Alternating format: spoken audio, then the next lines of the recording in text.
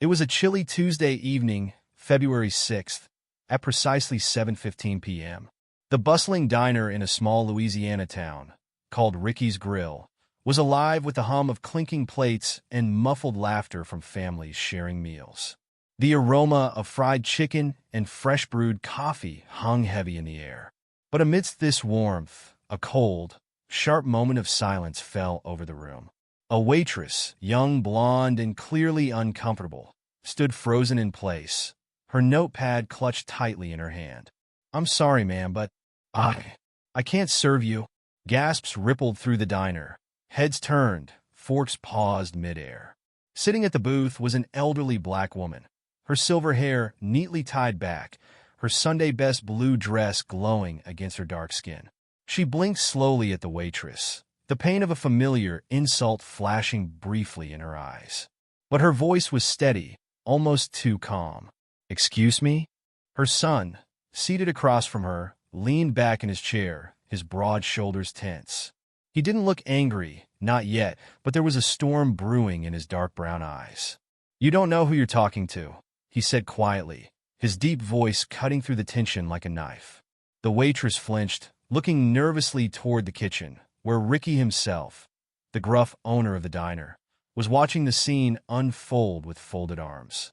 Her lips quivered as she stammered, "I was just told she's not welcome here." The elderly woman's son stood, his imposing figure towering over the young waitress. "You've made a mistake," he said, pulling out his phone. "A big one. You're going to want to fix it fast." And that's when it happened. The words that changed everything.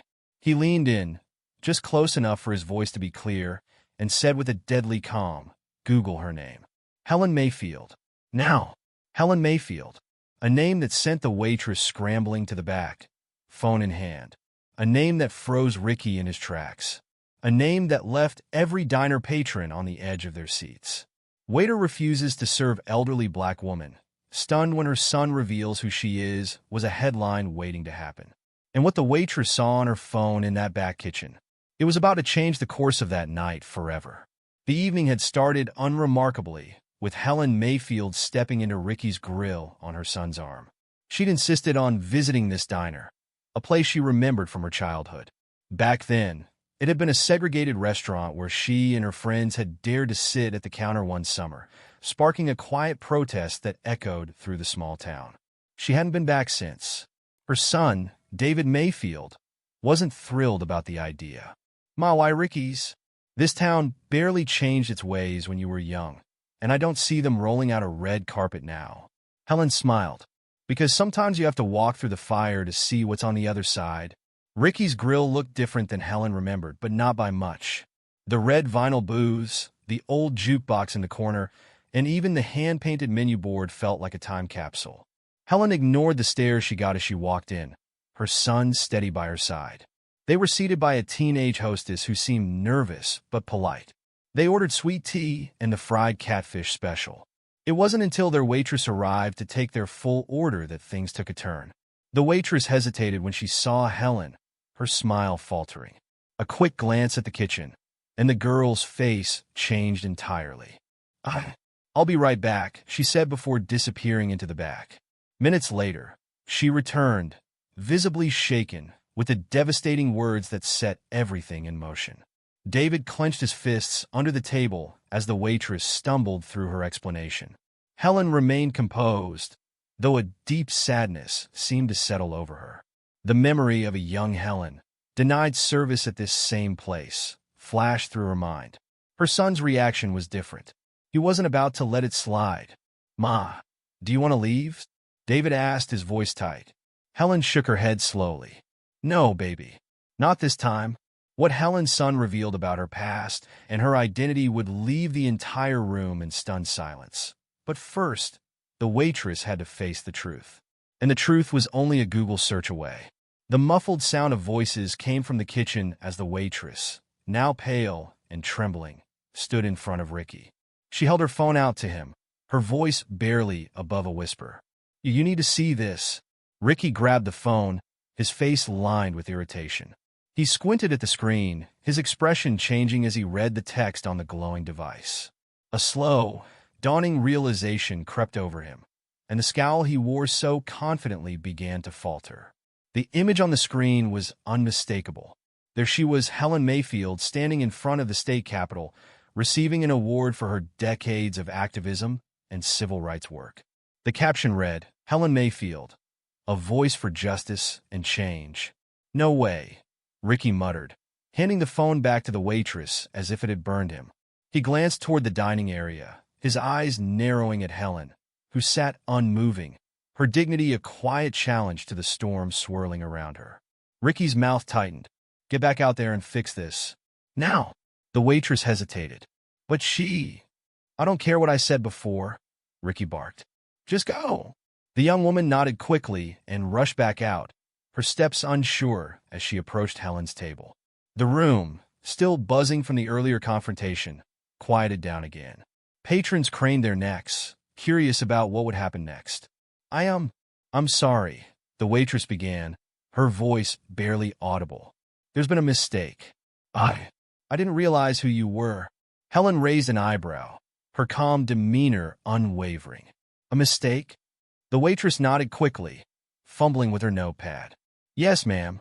I'll bring out your order right away. Please forgive me." David, who had been sitting quietly, leaned forward. "So, you mean to say, if she wasn't who she is, this treatment would have been acceptable?" The waitress froze, her face turning crimson. No, I didn't mean that. It's just, I was told."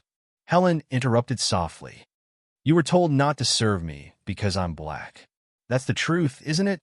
The waitress opened her mouth but said nothing, her silence confirmation enough.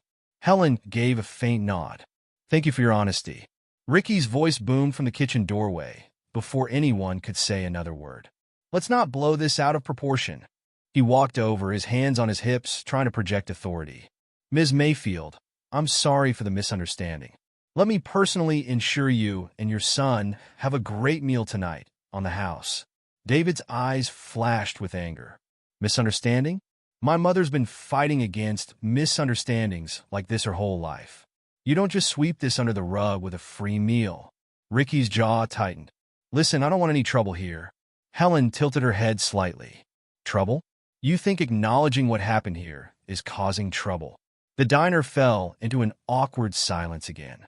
All eyes were on Ricky as he struggled for a response. Helen's calm, unyielding presence seemed to unnerve him more than any raised voice could have. "What do you want?" Ricky finally asked, his voice low. Helen's gaze didn't waver. "An apology, a real one, not just to me but to everyone in this room. Because what happened here tonight isn't just my story. It's a part of this town's story, and it's long overdue for a change." Ricky's face darkened, but before he could argue, the sound of clapping broke through the tense atmosphere. A woman at a nearby table, a schoolteacher Helen vaguely remembered from years ago, stood up, applauding. "She's right," the woman said firmly. "This isn't just about tonight." More clapping followed, and soon, nearly half the diner was on its feet, showing their support. Ricky looked around, his face a mix of frustration and discomfort. The tide had turned, and it was clear he had little choice but to address it. "All right," he said gruffly, holding up his hands. "I'm sorry. I shouldn't have let this happen." Helen regarded him carefully, her expression unreadable. "Words are a start," she said after a moment, "but actions speak louder." As Ricky nodded stiffly, David leaned over to his mother. "You think he means it?" Helen smiled faintly. "We'll see. Sometimes you plant seeds and hope they grow." The drive back to Helen's modest home was quiet, but the air between her and David was heavy with unspoken thoughts. The headlights of their car sliced through the dark Louisiana roads, the faint hum of the engine the only sound. David gripped the steering wheel tightly, his knuckles white against the black leather. He couldn't shake the anger simmering in his chest. "Ma, you let him off too easy," he said finally, breaking the silence. Helen turned to him, her face illuminated by the faint glow of the dashboard. "Is that what you think?" "Yes, that's exactly what I think. That man, Ricky, or whatever his name is, he's been running that place forever. You think this is the first time something like this has happened there?" Helen sighed, looking out the window at the passing trees. "No, baby, I don't." David glanced at her, frustration bubbling over. Then why didn't you press harder? Make him do more? He'll apologize tonight, sure, but by tomorrow he'll go back to being the same man he's always been. Helen's gaze didn't waver from the window. Change doesn't always happen in one night, David. Sometimes, it's about planting seeds and waiting for the roots to take hold. David shook his head, his grip tightening on the wheel. What if the soil's rotten? Helen didn't answer right away. Instead, she reached over and placed a hand on her son's arm, her touch warm and steady. That's why you don't give up. The rest of the drive was silent, but it wasn't the uncomfortable quiet from before. It was reflective, as if the conversation had given David something new to think about. The next morning, Helen's phone rang as she sat by the window, sipping her tea. She recognized the number instantly and sighed before answering. Good morning, Clara. Good morning? Helen, you've got half the town talking about you. Clara's voice was loud enough to make Helen pull the phone away from her ear slightly. What happened last night? I heard you marched into Ricky's and gave him a piece of your mind. Helen chuckled softly. I wouldn't say I marched, and I'm not sure I gave him much of anything, except maybe something to think about. Clara, one of Helen's oldest friends, wasn't easily satisfied with vague answers.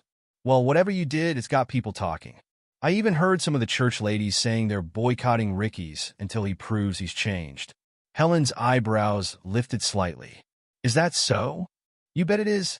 And listen to this. My nephew said he saw Ricky himself putting up a sign this morning. Something about everyone welcome or some such thing. Helen's lips curved into a faint smile. I suppose that's a start. A start? Helen, you've got the whole town stirred up. If anyone can make a difference here, it's you. Helen's smile faded slightly. It's not just about me, Clara. It's about all of us. Meanwhile, across town, Ricky stood outside his diner, staring up at the new sign he'd just hung above the door. It read, "All are welcome at Ricky's Grill." He wiped his hands on his apron and stepped back to admire his work. But instead of feeling accomplished, he felt uneasy. He couldn't shake the image of Helen's calm, steady gaze from the night before. It wasn't anger that had unsettled him. It was her quiet determination, her refusal to let him hide behind excuses. Inside, the waitress from the night before was busy cleaning tables, her movements hurried and nervous. Ricky walked in and cleared his throat. Maggie. She looked up, startled. Yes, sir. Ricky hesitated, scratching the back of his neck. About last night. Maggie's face fell. I'm so sorry, Mr. Ricky. I didn't mean to cause any trouble. I was just... He held up a hand, stopping her mid-sentence. You didn't cause the trouble. I did. And it's time I started fixing it. Maggie blinked, clearly surprised. Ricky continued, his voice gruff but sincere. From now on, this place is going to be different. No more turning people away. No more making anyone feel unwelcome. You understand? She nodded quickly. Yes, sir. Ricky's eyes lingered on her for a moment before he turned and walked back into the kitchen. The words he'd spoken felt foreign in his mouth, but deep down, he knew they were long overdue.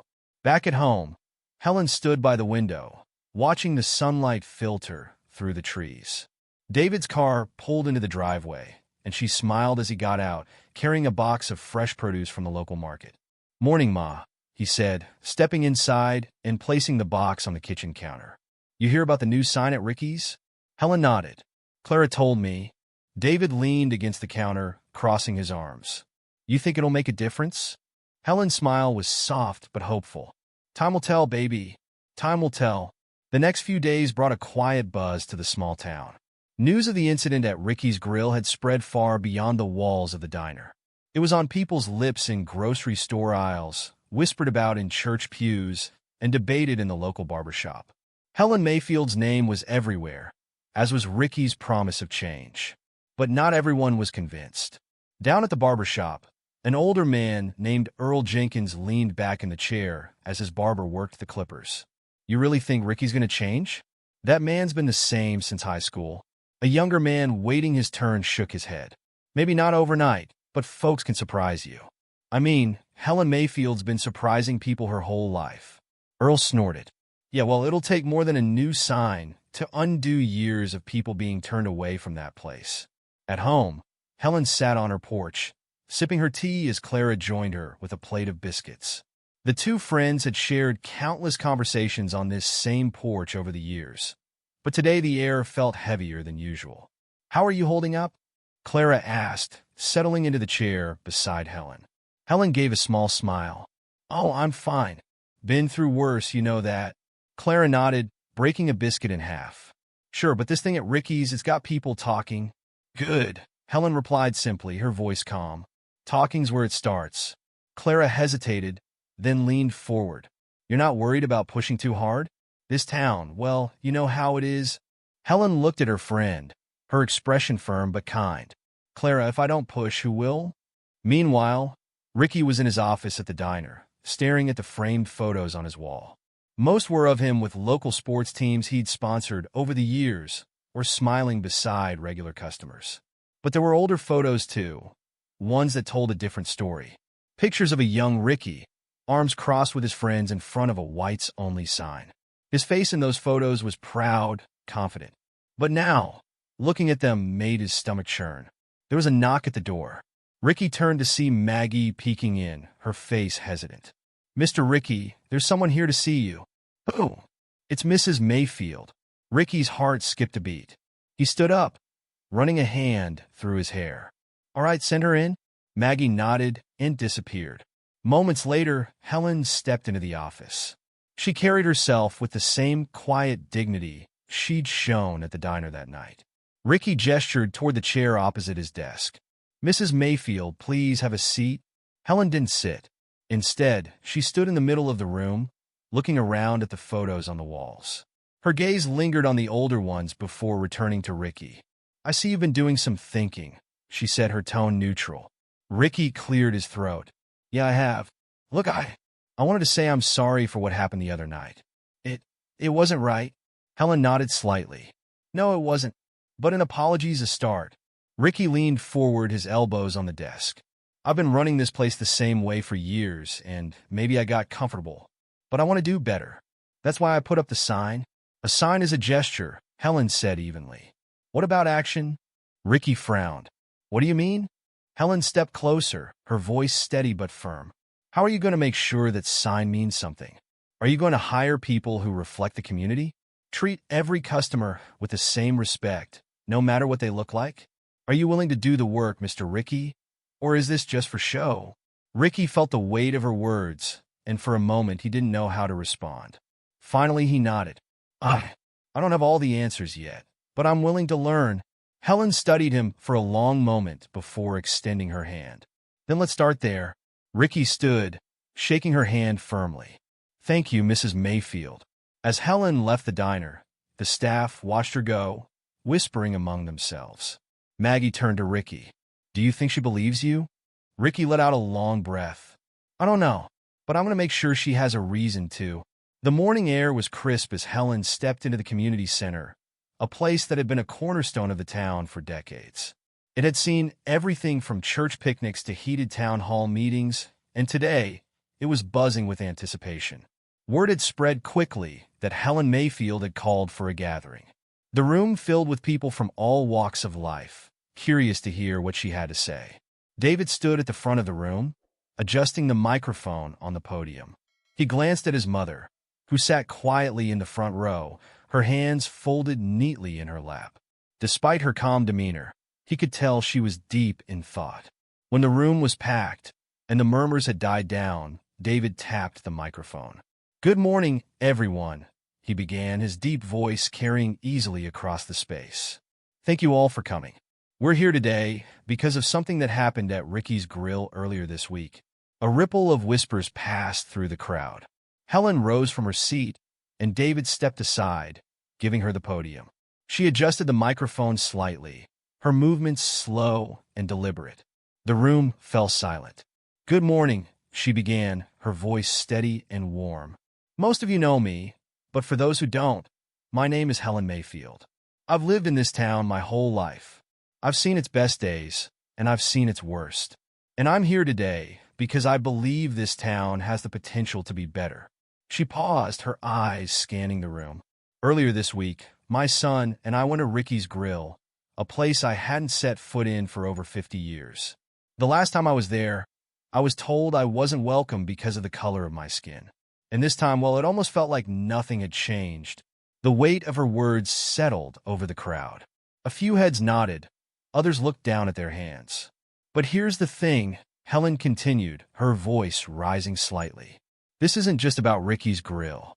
It's about our town. It's about the way we treat each other, the way we've allowed certain attitudes to linger for far too long. And it's about what we're going to do to change that. A man in the back raised his hand. What are you asking us to do, Mrs. Mayfield? Helen smiled faintly. I'm asking you to start small. Talk to your neighbors. Stand up when you see something wrong. Teach your children that kindness and fairness aren't optional. And yes, I'm asking you to hold places like Ricky's Grill accountable. Don't just walk past that new sign that says all are welcome. Make sure they mean it. The crowd murmured again, this time with more energy. Helen stepped back from the podium, and David returned to her side. Thank you, she said simply before sitting down. After the meeting, Helen and David were approached by a steady stream of people offering their support. Some shared their own stories of discrimination, while others admitted they hadn't realized how deeply the problem ran. A young woman with a baby on her hip stopped to thank Helen. You've inspired me, she said, her voice trembling slightly. I want my daughter to grow up in a better place. Helen placed a gentle hand on the woman's arm. Then let's make it happen. Across town, Ricky was sitting in his office again, staring at the old photos on his wall. He'd spent the past few days trying to figure out how to move forward. The sign outside the diner was a start, but he knew it wasn't enough. Mr. Ricky? Maggie's voice broke through his thoughts. He looked up to see her standing in the doorway, holding a clipboard. Yeah, we've had a few people come in asking about jobs, she said hesitantly. They saw the sign and thought maybe. Ricky frowned, then nodded slowly. All right, set up some interviews. Maggie hesitated. Are you sure? Yeah, I'm sure, Ricky said firmly. It's time to back up the talk with action. That evening, Helen sat on her porch with David, watching the sun dip below the horizon. The day had been long, but it felt productive. You think it'll stick? David asked, breaking the comfortable silence. Helen smiled faintly. People can change, David. It's not always easy, and it doesn't happen overnight, but they can. He nodded, though his expression was still skeptical. I guess we'll see. Helen reached over and patted his hand. We'll see. But one thing's for sure. Change doesn't happen by itself. You have to work for it. The next week brought a noticeable shift in the town. Conversations were livelier, and people seemed more attentive to one another. At Ricky's Grill, the changes were slow but visible. The new sign, all are welcome, was more than just words to some. For others, it was a challenge, a promise that had yet to be proven. Ricky stood behind the counter, watching as Maggie trained the two newest hires. One was a young black man named Jamal, fresh out of high school and eager to earn some money before college. The other was an older woman named Maria, who had moved to the town recently and brought years of experience as a cook. Seeing them work alongside the rest of his staff felt strange to Ricky. Not bad, just different. Table 6 needs coffee, Maggie said, snapping Ricky out of his thoughts. He grabbed the pot and made his way to the booth. Sitting there was Earl Jenkins, the town skeptic, with his usual black coffee and a half-eaten slice of pie. Earl glanced up as Ricky refilled his mug. New hires, huh? Earl said, nodding toward the kitchen. Yep, Ricky replied shortly. Earl sipped his coffee, his eyes narrowing. You think they'll stick around? Ricky set the pot down on the counter, meeting Earl's gaze. That depends on us, doesn't it? Earl grunted, but there was a glimmer of respect in his expression. Fair enough. Across town, Helen was busy preparing for another meeting at the community center. This one was smaller, focused on action plans. She'd invited local business owners, teachers, and even a few high school students. To her surprise, Jamal had shown up, still wearing his Ricky's Grill uniform. Jamal, Helen greeted warmly, shaking his hand. I didn't expect to see you here. I wanted to come, he said, his voice steady but eager.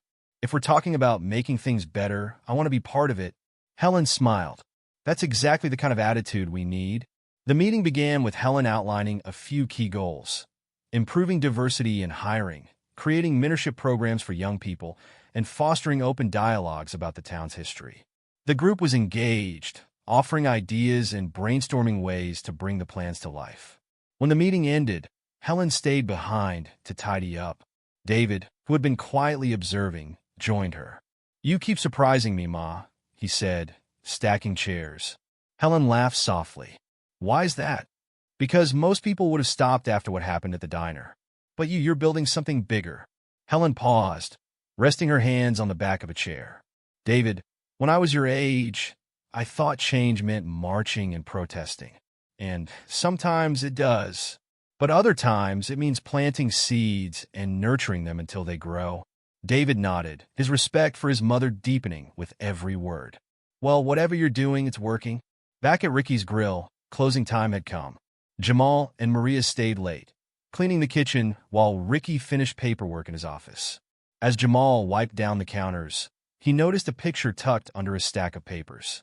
It was an old black-and-white photo of Ricky as a young man, standing in front of the diner with a sign that read, "Whites Only." Jamal hesitated, then carried the photo to Ricky's office. He knocked lightly before stepping in. "Mr. Ricky, can I ask you something?" Ricky looked up, startled. "What is it?" Jamal held up the photo. "Why do you still have this?" Ricky's face darkened. He took the photo from Jamal, staring at it for a long moment. "I don't know," he admitted. "Maybe I kept it to remind myself where I came from. Or maybe I was just too ashamed to throw it away." Jamal nodded slowly. "You think it's time to let it go?" Ricky's grip on the photo tightened, then loosened. He set it down on his desk, his expression conflicted. "Yeah," he said finally. "I think it is." The next day, Helen received a surprise visitor at her front door. It was Ricky holding the old photo in his hand. "Mrs. Mayfield," he began, his voice quieter than usual. "I thought you might know what to do with this." Helen took the photo, her expression unreadable. After a moment, she said, "Come inside, Ricky. Let's talk." Ricky sat at Helen's kitchen table, the old black-and-white photograph resting between them. The air was thick with unspoken tension as Helen poured 2 cups of tea. She moved with her usual grace, but Ricky couldn't shake the feeling that he didn't belong here. Helen finally sat down, her eyes settling on him with a quiet intensity. "You've been carrying this for a long time," she said, gesturing toward the photo. Ricky nodded, his fingers tapping nervously on the edge of the table. "Yeah, I guess I have. I don't know why I kept it, honestly." Helen studied him for a moment before speaking. "Sometimes we hold on to things because we're afraid to face what they mean."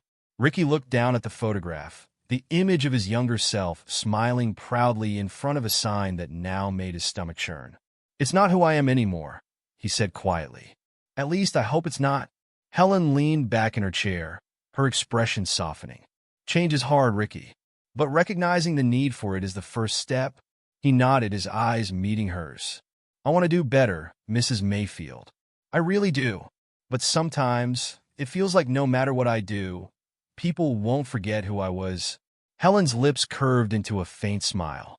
"It's not about making people forget. It's about giving them something new to remember." Ricky let her words sink in, the weight of them settling over him like a heavy blanket. He reached for his tea, taking a long sip before speaking again. I want to help, not just at the diner, but in the town. I don't know where to start, though." Helen's smile widened, a hint of warmth in her eyes. "Start small. Show people you mean what you say. And when you're ready, take bigger steps." The next day, Ricky put Helen's advice into action.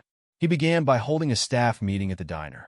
Jamal, Maria, Maggie, and the rest of the team gathered around the counter as Ricky stood before them, looking more nervous than anyone had ever seen him.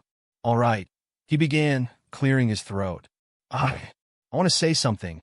I haven't always done things the right way here, and I know that's put some of you in tough spots." Maggie glanced at Jamal, who raised an eyebrow but said nothing. "From now on," Ricky continued, "I want this place to be different. I want it to be a place where everyone feels welcome, not just because there's a sign outside, but because of the way we treat people inside." Maria crossed her arms, her expression skeptical. "And how do you plan to make that happen?"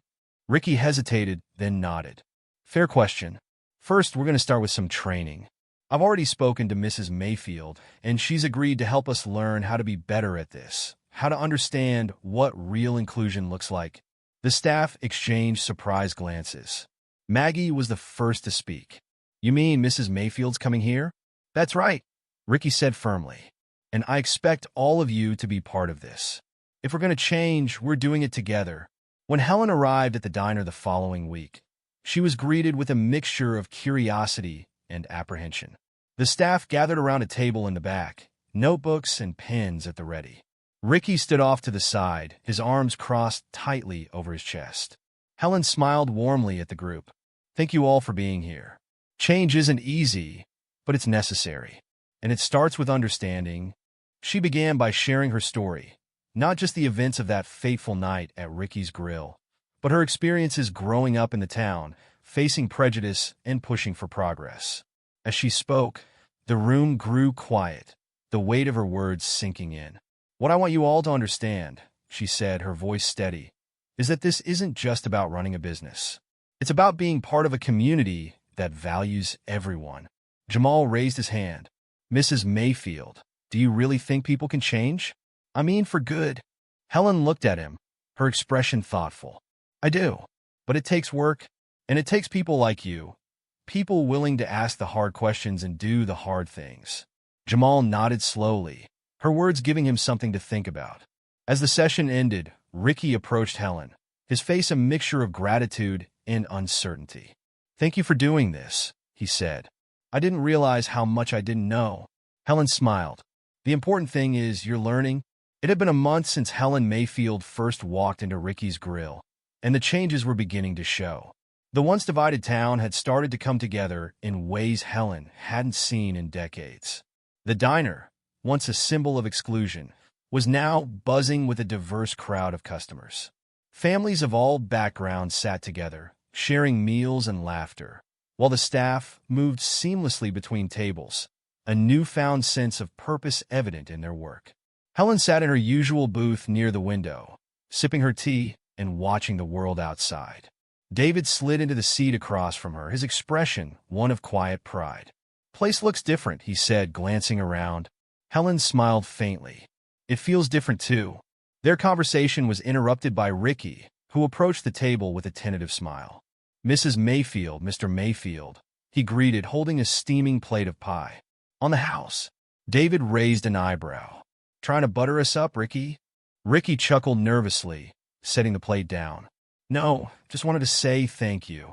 Helen looked up at him, her gaze warm but discerning. For what? Ricky hesitated, then took a deep breath. For not giving up on me. On this place. You could have written me off, and no one would have blamed you. But instead, you gave me a chance to make things right. Helen nodded, her expression softening. And do you feel like you've made things right? Ricky rubbed the back of his neck. Not yet. But I'm trying. Helen leaned forward slightly. Keep trying, Ricky. Change isn't a one-time thing. It's what you do every day. Ricky nodded, her words sinking in. I will. Later that evening, the community gathered once more at the town square for a celebration. It was a small but heartfelt event, organized by the young people in town who had been inspired by Helen's efforts. There were string lights hanging between trees, tables filled with potluck dishes, and a stage set up for speeches and music. David took the microphone first, his deep voice commanding attention. A lot has happened in the past month. We've seen our town face some hard truths, and we've taken steps towards something better. But none of this would have happened without my mother, Helen Mayfield. The crowd erupted into applause as Helen stood, her cheeks tinged with color. She walked to the stage, her movements graceful and sure. Taking the microphone, she looked out at the sea of faces, some familiar, some new, and felt a swell of hope. Thank you, she began, her voice steady.